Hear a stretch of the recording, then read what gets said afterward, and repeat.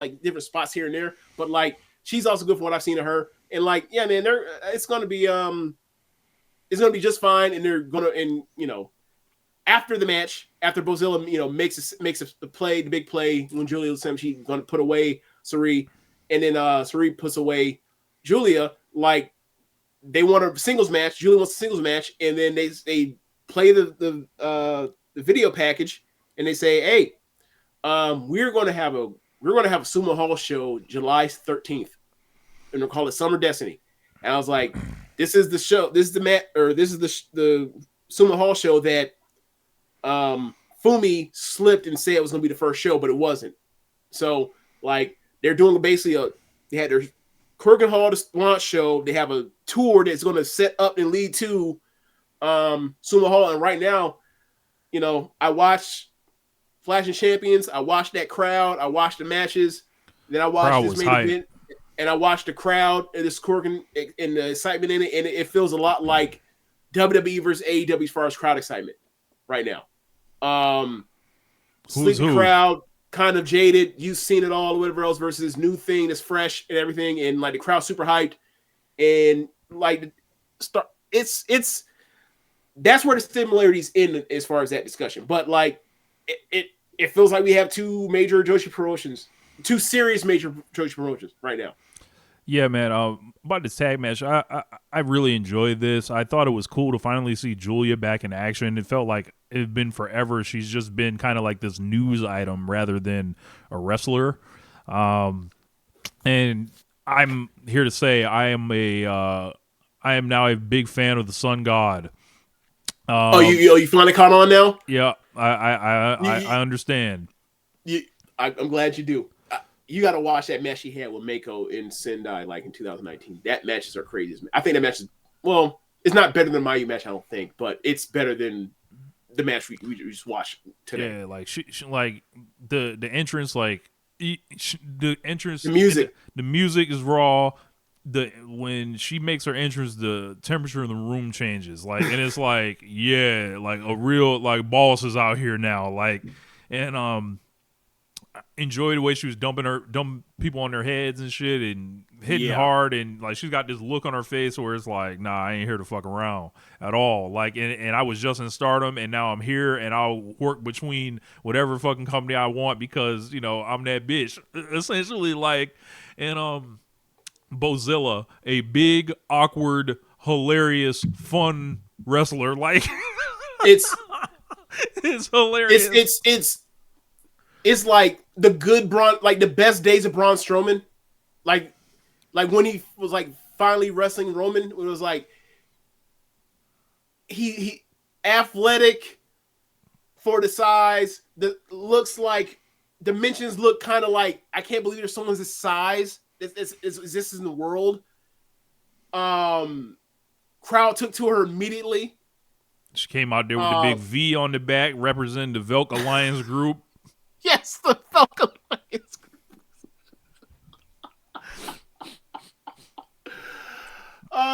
Yes. It's so funny. Like me and Velk Hedge agree on very little pro wrestling, except for one fundamental truth: everything is better with big, giant wrestlers. It really is.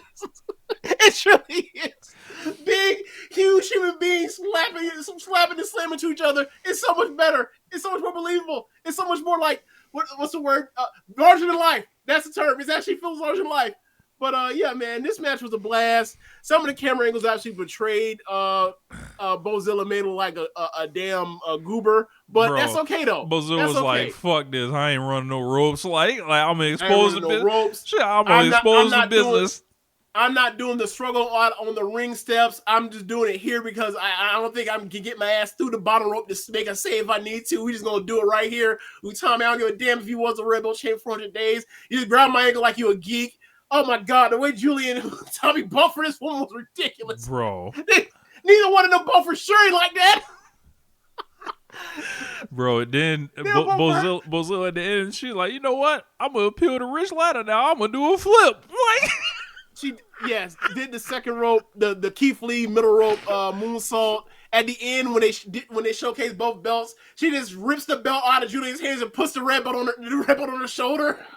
and the crowd popped for it. All time Dumb hilarious jock wrestling is the best. All time hilarious, bro. I was 2 minutes into the match. I was like, all right, man, Bozilla hilarious. Like, yes, it is completely. I don't know if it's unintentional or not. I don't want to know. Like, there's no way it's intentional. There's no way. Because there's no way. If this is intentional, she's the greatest worker. Like, that's come along in the business. Yeah, like she has like I forgot.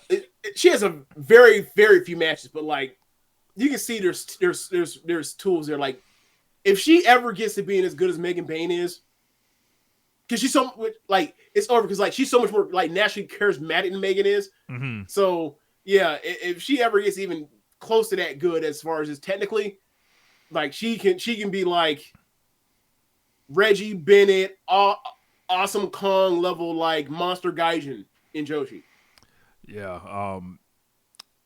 Utami came out with the new music. I didn't recognize a lot of the new music at first. I was waiting for the Julia song, didn't get it. I was like, damn. That's her old music, the guitar stuff. Yeah. I never liked her new thing she got the last couple of years. I never liked it. I like that one, but it's like I hear those panels get nice and relaxed, you know. And then, what is relaxing about Julia doing shoot headbutts? I don't. You know, you gotta turn down before you turn up. You know. I will say this. I will say this. This is her gear with like the gold and the teal, looking like which is like a hilarious troll because she's like, in my mind, because like that's Jaguars colors and she's going to WWE. Like I think it's amongst her best gear I've ever seen her in. It was awesome. Yeah. You know. You would think Utami's going to be someone that's factored in on top in this company going forward. Yeah. Bozilla seems to be a potential rival. Yeah.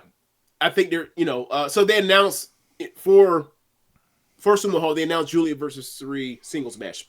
They didn't say it's for one of the belts or whatever else. I'm assuming they're going to build paths towards both belts. But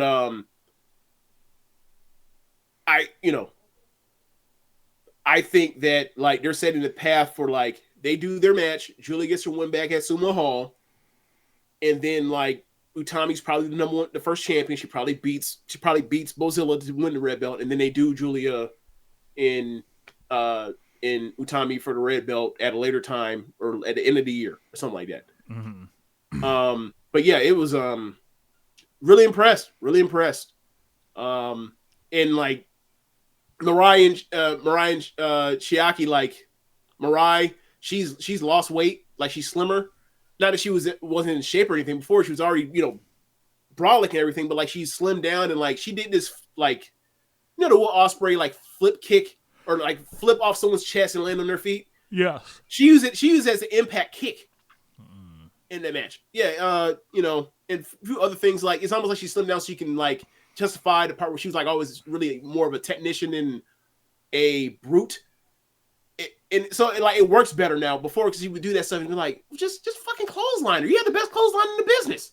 So yeah, I just her gear. She has good looking gear for once, as opposed to basic looking gear. So yeah, like I like a lot of stuff they have going on right now in Marigold, and like I have to see the rest of the show. But like what I saw, I really enjoyed it. Yeah, I definitely want to like pick my favorites of the Act Rest folks. So yeah, I would suggest watching those first two matches after the passion injection. Like, yeah, I think you'll really enjoy. I think you'll enjoy Chizaki, and I think you'll really like Miku Ano. I really do.